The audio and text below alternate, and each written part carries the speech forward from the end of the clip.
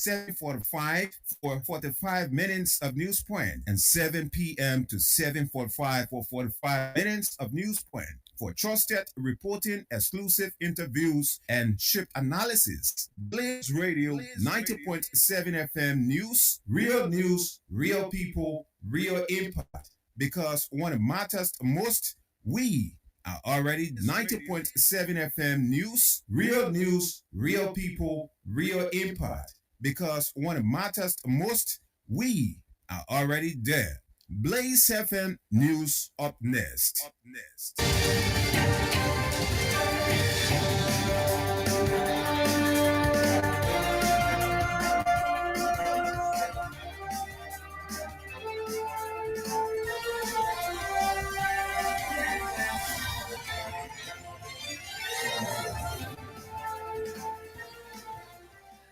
Good morning. Today is Wednesday, December 3, 2025. Welcome to News Point for the 5 minutes of news about Liberia, Africa, and the rest of our world. I am Oliver McIntosh presenting on today's presentation of the program.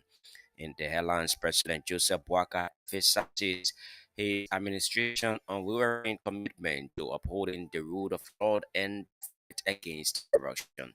Former Vice President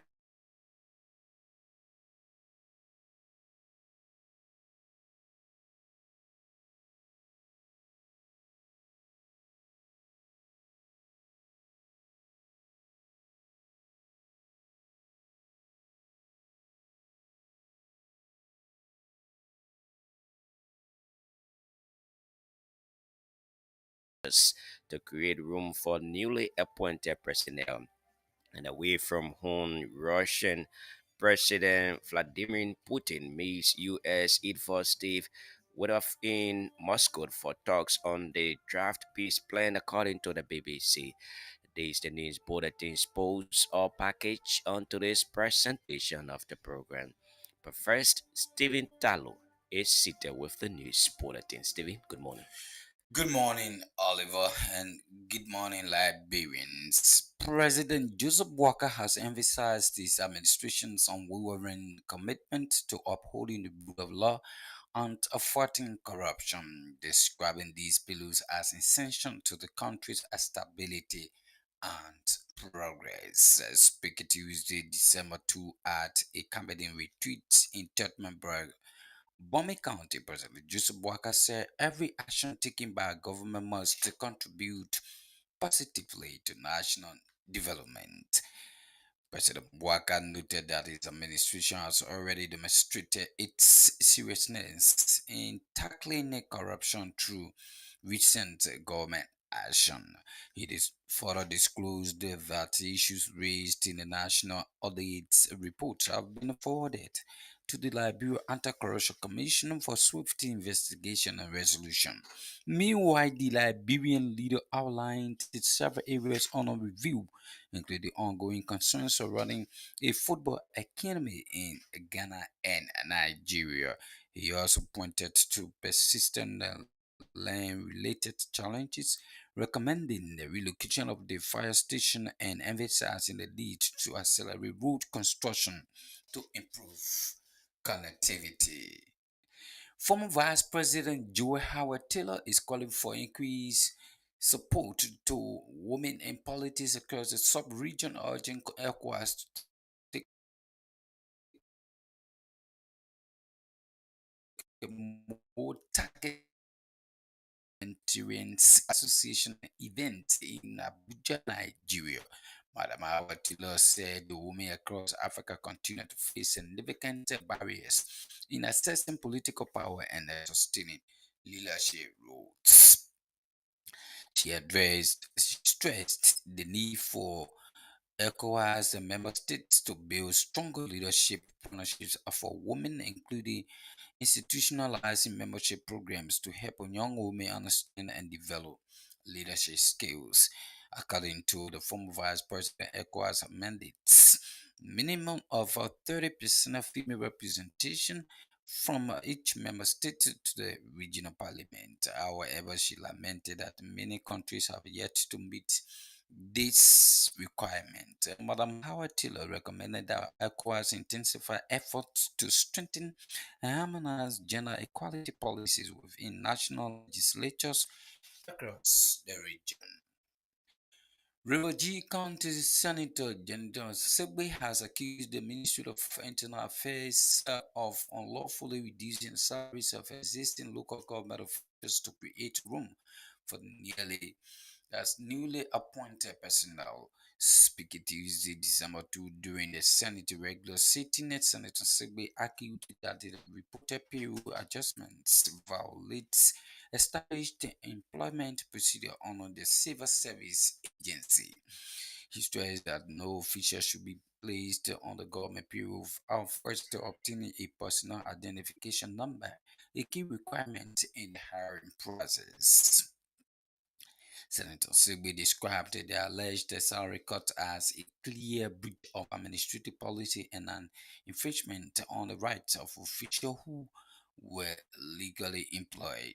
The River G County lawmaker disclosed that he ruled the Ministry of Internal Affairs a month ago when the complaints has first surfaced, but the ministry has yet to respond or take corrective action.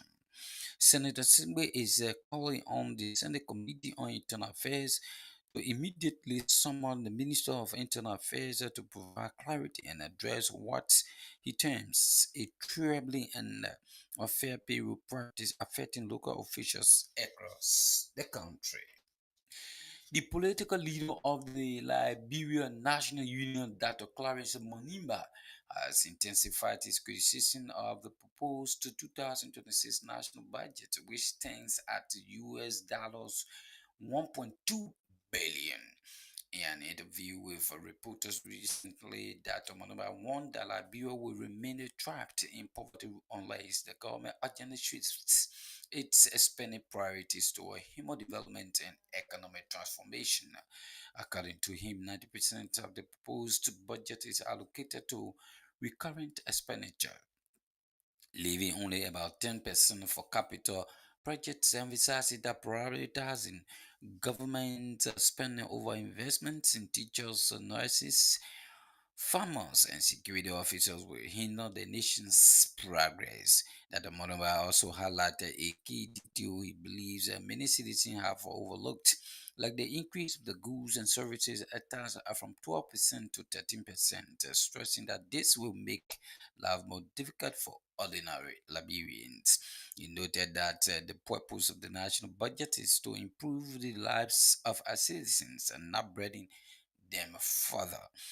That Moneba, however, appealed to President Joseph Boakai and his administration to revise budgets, insisting that it is not the transformation that will rescue Liberia, but building a new Liberia where the national budget truly reflects the country's priorities. The solidarity and trust for a new day in its planned nation protest scheduled for December 17 is irreversible and will go ahead as announced, declaring that the action will not be postponed or cancelled under any circumstances. Stand chairperson Boloba Malu made the statement Tuesday, December 2, during a press conference at the organization's headquarters in Congo Town. According to him, the protest held under the theme Lead or Leave Enough is Enough is a fulfillment of a commitment made to the Liberian people after the July 17 mass demonstration. Molu stressed that the group is returning to the streets as the result of the government's alleged failure to address critical concerns outlined in their earlier petition, including lack of basic social services, rising crime, and growing cases of police brutality. He revealed that thousands of Liberians are expected to assemble at the Executive Mansion on Capitol Hill to demand accountability and improved living conditions. Molu emphasized that the upcoming demonstration will remain peaceful but firm, noting that the movement is determined to hold the government accountable for what he called its failure to meet the needs of ordinary citizens. Masurado County Senator Ibrahim Darius Dillon has clarified that the Liberian Senate is in no violation of the law by holding its own budget hearings separate from the House of Representatives. Speaking Tuesday at a press conference in Monrovia, Senator Dillon explained that while the legislature traditionally conducts joint budget hearings to speed up the approval process, there is no legal requirement mandating that both chambers must always hear the national budget together.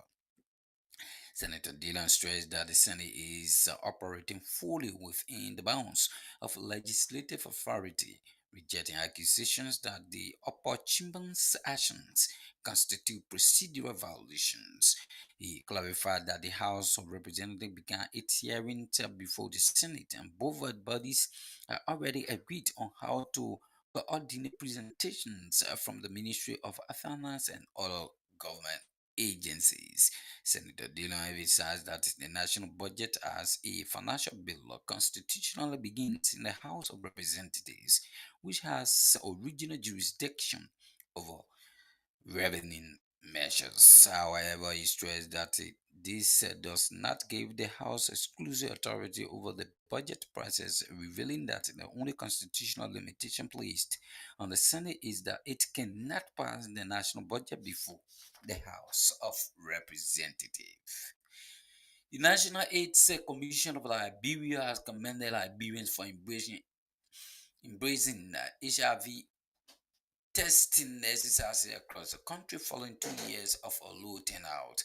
Speaking on a local radio on Monday, the commissioner's head of communications, Gifty Clark, said the institution is overwhelmed and joyful over the stronger participation of Liberians, especially young people who turned out in large number for beachside HIV testing events in Monrovia. Clark said the Commission's awareness and messages are reaching communities nationwide, helping citizens understand the importance of knowing their HIV status. She further disclosed that the National AIDS Commission will continue voluntary testing across various parts of the country during holidays, stressing that the institution will not sit and allow HIV to spread rapidly and endanger the life of citizens. Liberia's permanent representative to the International Maritime Organization, Robert Kpade, says Liberia's re-election to IMO Council places the country front and center of global maritime diplomacy. Liberia has been re-elected to Category A of the IMO Council, the highest title of membership among the 40-member governing body for the 2026 to 2027 term.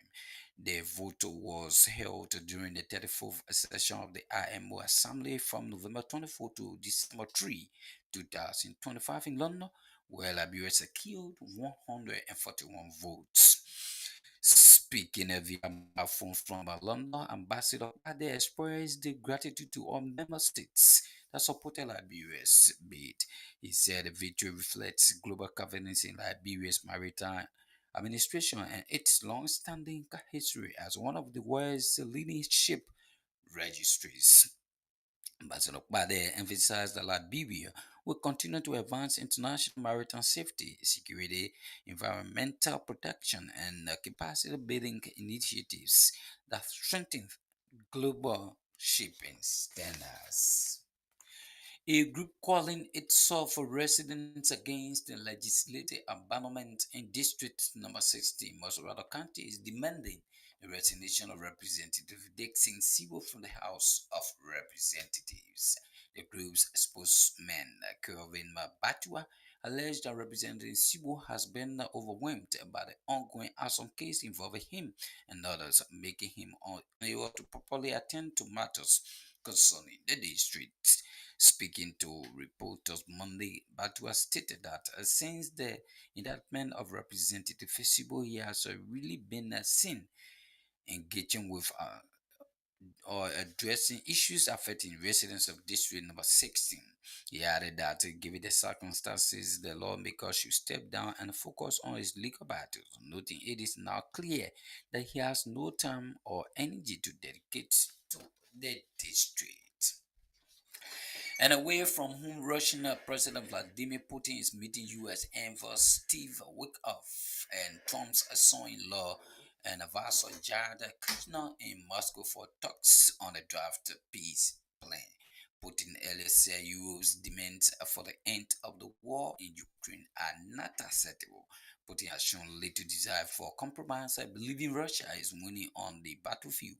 Writes Russian editor Steve Rosenberg earlier on a visit to Ireland, Ukraine's President Volodymyr Zelensky said that some things still need to be worked out in draft plan, but now more than ever, there is a chance to end this war. Ukraine's military says that fighting is ongoing in the key eastern city of Pokrovsk after the Kremlin claimed its forces had taken it.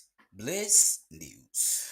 Many thanks to Stephen Taluded for the news bulletin. It's a regular feature on News Point for the 5 minutes of news about Liberia, Africa, and the rest of our one world.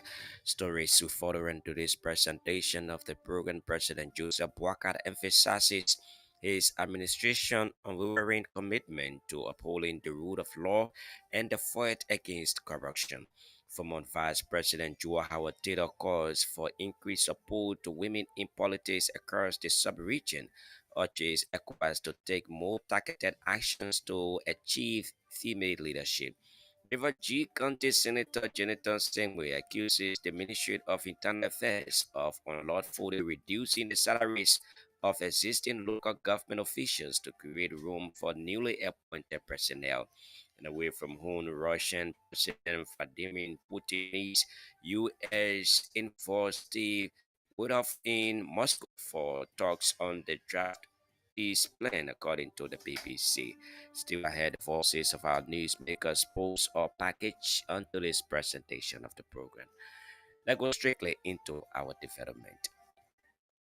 President Joseph Boakai has emphasized his administration's unwavering commitment to upholding the rule of law and fighting against corruption, describing these bills as essential to the country's stability and progress. Speaking Tuesday, December 2, at the cabinet retreat in Tottenham Bread, Bomi County, President Boakai said every action taken by the government must contribute positively to national development.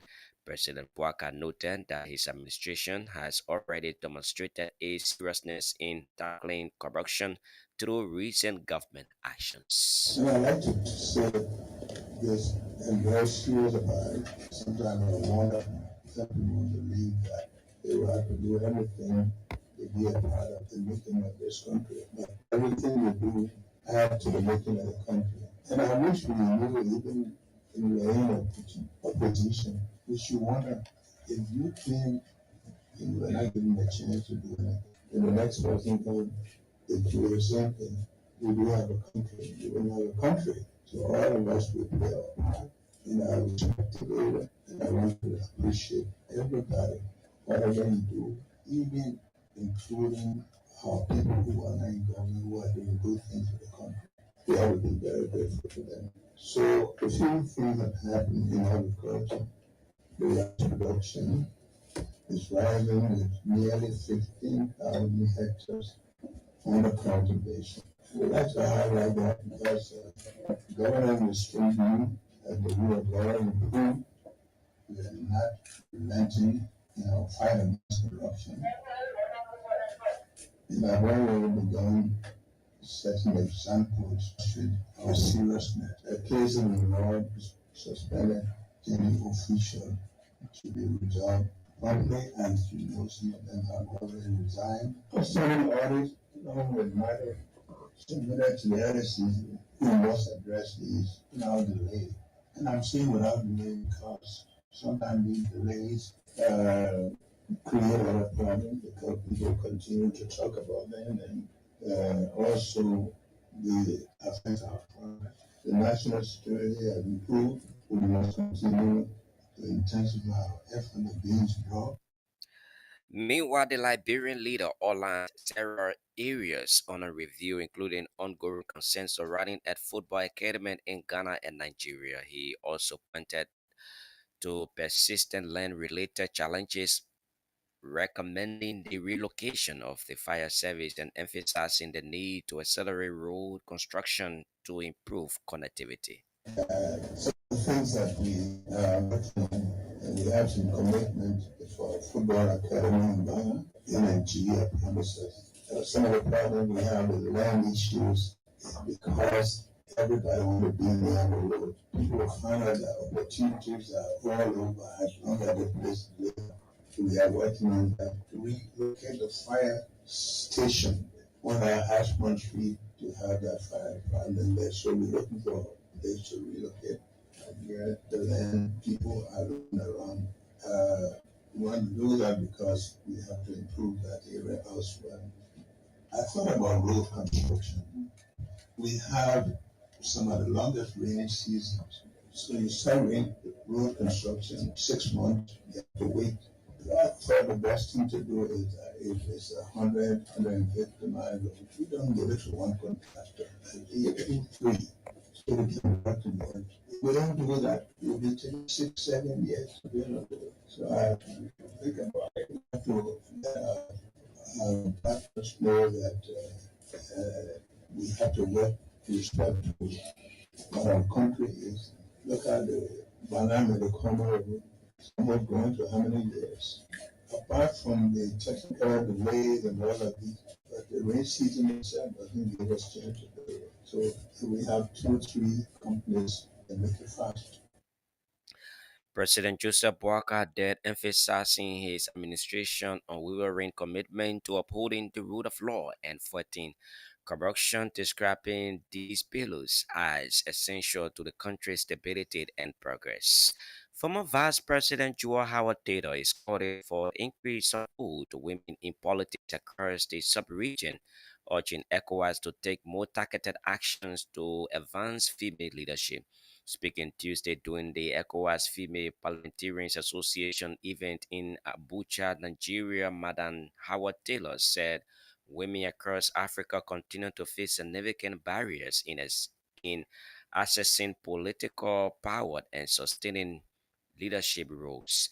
She stressed the need for ECOWAS member states to build stronger leadership partnership for women, including institutionalizing mentorship programs to help young women understand and develop leadership skills. We celebrate 25 years. There are so many gaps in political participation across the world, more especially here on our president, because our president, Senegal is very high in the 40s, Rwanda is in the 60s. So it's almost to the 20% mark, so they've done well, better than all of the African countries. But there is still much more. We can still face barriers in accessing political power, in influencing and getting legislation passed, and sustaining leadership goals. As we look at 25 years, what are the issues? They are uneven frameworks, even here, there are minimum 30% requirement that each member of ECOWAS should send a minimum of 30% of the money to the parliament. Both of them are fit for that where 2 men, you'll find that 5 men. So even amongst ourselves, the laws and the rules that we have, we're not only 37 point, or when the legislature appoints people to come to represent here at ECOWAS, quotas are not yet being actually done. I believe as we go towards the next 25 years, we should work hard to strengthen and harmonize so that it becomes a mandatory requirement. This issue has to be raised from the ECOWAS parliamentary level to the heads of states, because in the end, they are the ones who are actually governing the state. And if they don't have a commitment to do it, then it's just no talk. We must build strong leadership highlighting, institutionalizing mentorship, partnering at all levels so our young women can actually get a chance to come in and get trained, get the necessary skills. And politics is a scientific game. How do we learn to play that scientific game? It's not about how I feel, it's about the numbers show. Women have to be shown how to calculate the numbers to make sure they can win that game. Must be formed political party structures for equal access, as I said earlier. That's the voice of former Vice President Joe Howard Taylor that called in for increased support to women in politics across the sub-region, urging ECOWAS to take more targeted actions to advance female leadership. River G County Senator Jonathan Sengwe has accused the Ministry of Internal Affairs of unlawfully reducing the salaries of existing local government officials to create room for newly appointed personnel. Speaking Tuesday, December 2, during the Senate regular sitting, Senator Sengwe argued that the reported payroll adjustment violated established employment procedures on the civil service agency. Senator Sengwe described the alleged salary cuts as a clear breach of administrative policy and an infringement on the rights of officials who were legally employed. I'd like to add the fact that I think it is unlawful. It is unlawful to use somebody else's salary to want to accommodate all people who are just coming into government. I think there are procedures that you go through to the CSA and other people getting your pin before your salary can be submitted to you. But to want to take existing commissioners' salary and reduce it only to accommodate other people, I think it's wrong. Pretty wrong. And our people are going through these things. Some people were simply replaced, and so they were already on salary, but don't use new people who came and to function in those very positions as still are getting salary up to now. This is actually disturbing to some of us because we get this complaint all the time and all the time. I've took my time, like I said in your communication. I wrote the Ministry of Internal Affairs. I've sent my officer to the Ministry of Internal Affairs. To date, nothing has happened.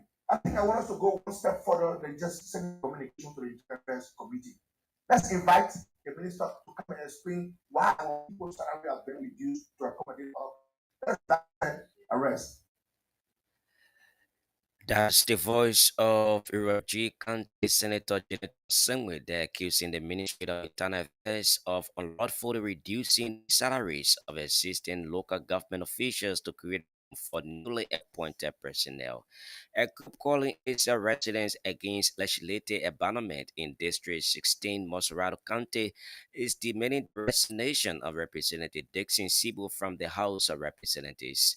The group's spokesman, Kelvin Batua, alleged that Representative Sibo has been overwhelmed by the ongoing ASAM case involving him and others, making him unable to properly attend to matters concerning the district. Speaking to reporters Monday, Batua stated that since the indictment of Representative Sibo, he has really being seen engaging with or addressing issues affecting residents of District 16, Moserado County.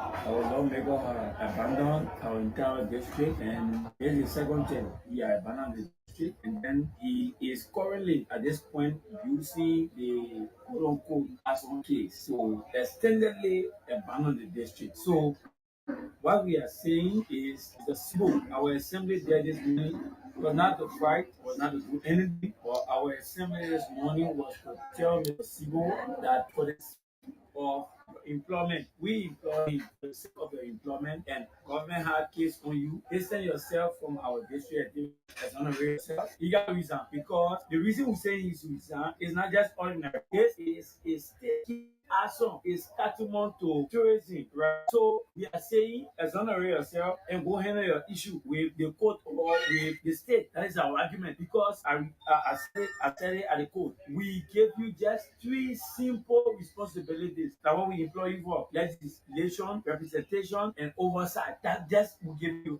That's what we give you, right? So unfortunately, allegedly, again, your name have been captured in the case of Asom.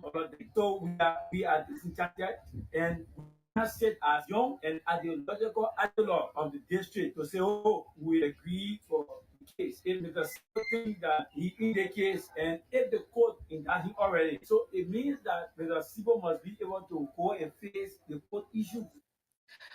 That's the spokesman Kelvin Batuad of a group calling itself Residents Against Legislative Abandonment in District 16, Moserado County, demanding the resignation of Representative Dixon Sibo from the House of Representatives. The Solidarity and Trust for a New Day says its planned nationwide protest scheduled for December 17 is irreversible and will go ahead as announced, declaring that the action will not be postponed or cancelled on any circumstance. Stand chairperson Moluba Molu made a statement Tuesday, December 2, press conference at the organization's headquarters in Concotown. Molu stressed the group is returning to the streets as the result of the government's alleged failure to address critical concerns outlined in their early petition, including lack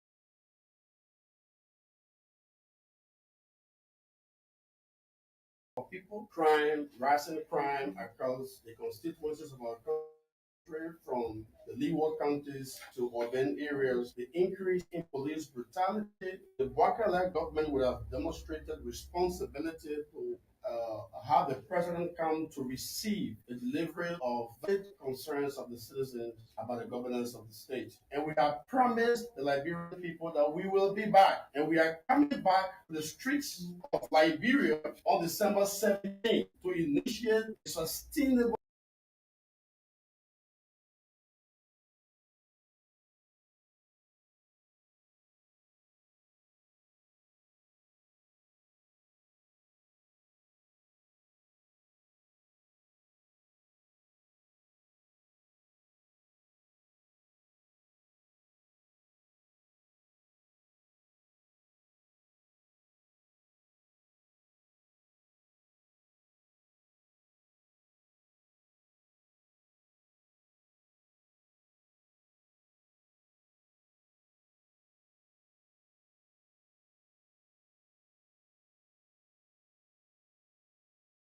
the need for a peaceful and not violent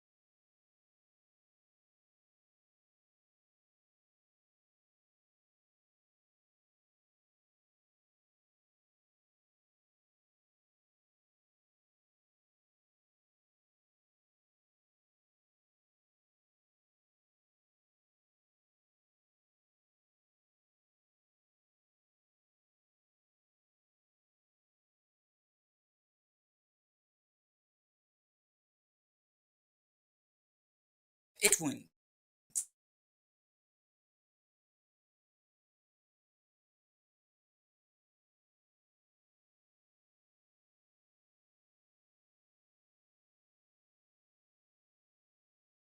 And they are put up for another league championship. Guided by Kafa lesson. A coach Theophilus Jika, this youthful and determined squad has shown remarkable consistency and hunger for glory. Their performance so far signal a team ready to rise. Okay, a bit of information. Liberia under 20 girls opened the Yamano River Union Women's Tournament campaign with a 2-2 draw against Sierra Leone, and will prove the little rivals quaking in their boot. Unfortunately for Pep Guardiola's assertive defensive display, we have had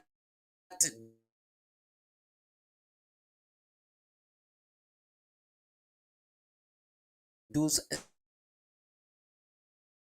seem he's serving with relief, and that's All the passion of life, the more development that Clarence Manuba has intensified his criticism of at US 1.2 billion. In an interview with reporters recently, that the Manuba warned that Liberia will remain trapped in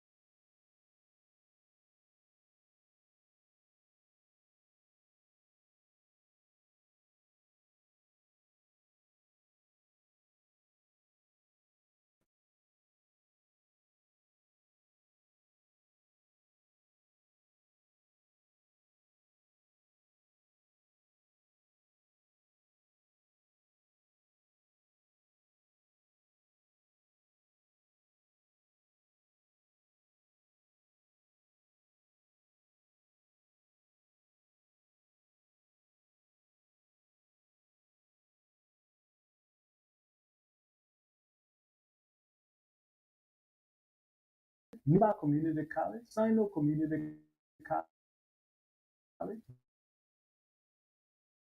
River G Technical College, Zozo Teacher Training, and Lofa College makers and the staff are allocated and will receive over $50 million in salaries and benefits. This must change. That's the voice of the political leader of the Liberian National Union, Dr. Clarence Manuba, there intensifying his criticism of the proposed 2026 national budget, which stands at US 1.2 billion. Liberia's permanent representative to the International Maritime Organization, Robert Wallace,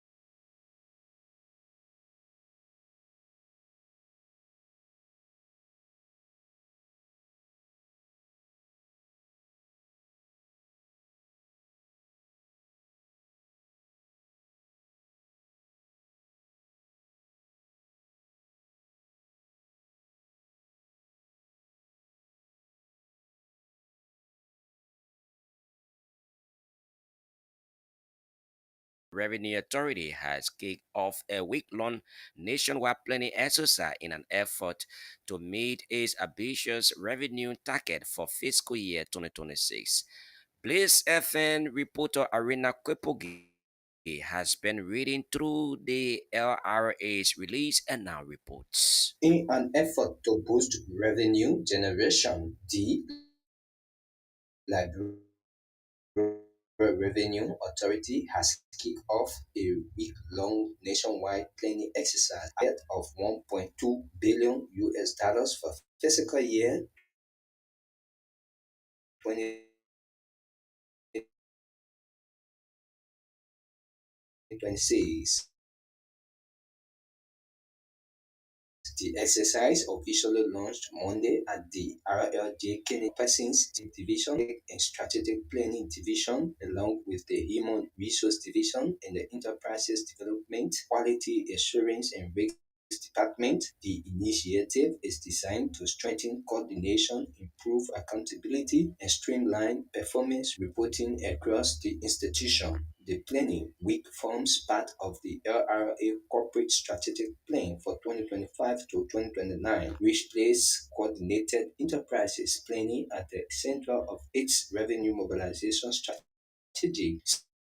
Speaking at the opening ceremony, Assistant Commissioner of Human Resources Chupi Howie praised the planning team and stressed the need for structured and disciplined work processes. She said there is no way they can achieve their strategic objectives without a strong work plan that clearly outlines what they want to do, how they want to do it, and how they measure success. Madam Howie urged participants to take their section seriously, calling the exercise essential to building a stronger, better performing public institution.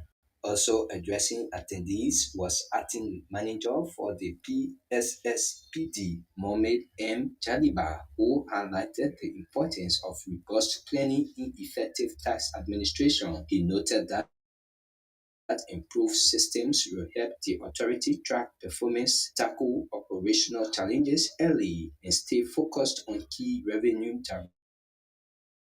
drivers needed to reach the fiscal year 2026 goal. Throughout the week, participants will engage in hands-on training to develop departmental work plans, set reporting mechanism. By weekend, staff members are expected to return to their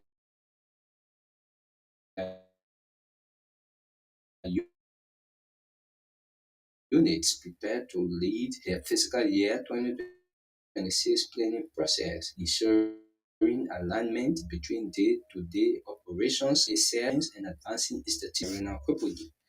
Please, FN Arena Kwepogi there reporting. With that, we come to the end of today's edition of News Point. It has been a production of the News and Current Affairs Department, Blaze Communications Network